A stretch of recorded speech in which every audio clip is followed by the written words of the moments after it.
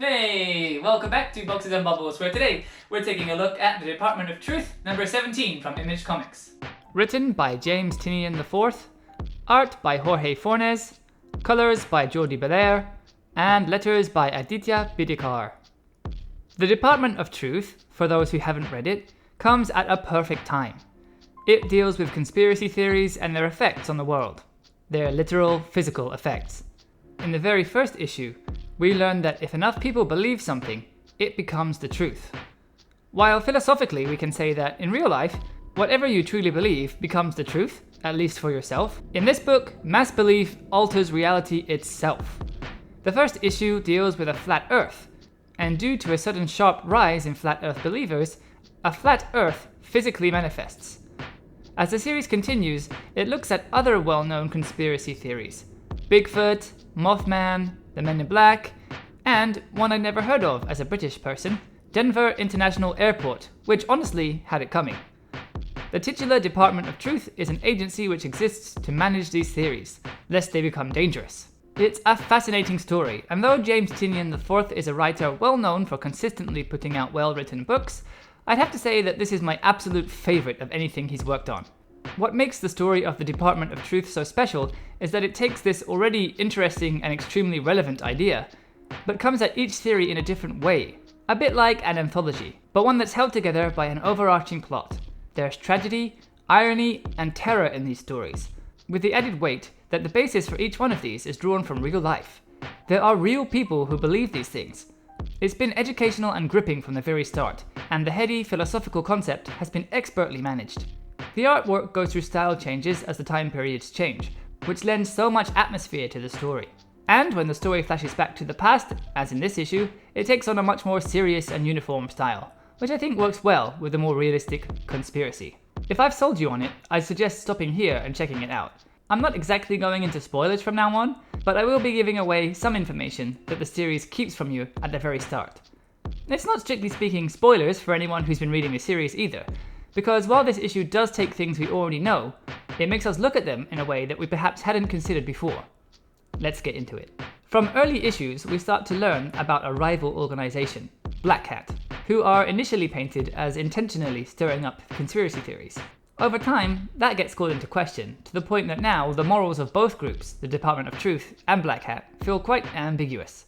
This issue focuses on the Department of Truth's murky past and exposes their biggest machination. We're looking at probably the biggest, most well-known conspiracy there is. This issue deals with the Moonlanding. Let's pause a second to talk about why that's such an interesting choice, despite being quite an obvious one for a book about conspiracy theories. The previous theories were all pretty out there fringe stuff, the kind of stuff that some people believe, but I would say the majority of people don't. They all posit that something many people don't believe in is real. The Moonlanding totally flips that. This conspiracy theory says that something a majority of people do believe is real is actually false. Why is that relevant? Well, we're back in the early days of the department. This is not them repressing a theory. This is the department creating belief on a massive, massive scale. It's the consequences and possibilities of what they're doing that really made me excited and want to talk about this issue in particular. So as we know, mass belief shapes reality, and the president at the time, Nixon, meets with the department to discuss what would happen to America if Russians and Americans started to believe en masse that Russia was superior and that America was beginning to fail as a country. Obviously, that can't be allowed to happen, and so the department devises a plan to reassert America's belief in itself while simultaneously dealing a blow to Russian morale. They're going to win the space race.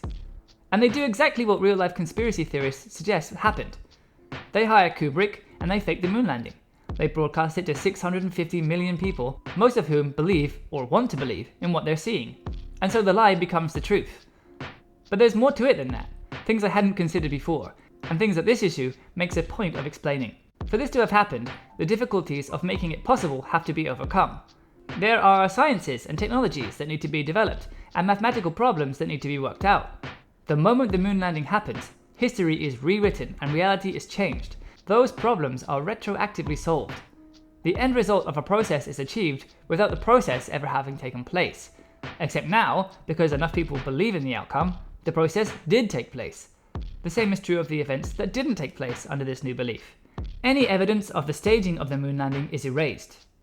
That blew my mind. All of this is stuff that we've pretty much been told already, but I hadn't thought about it this way before.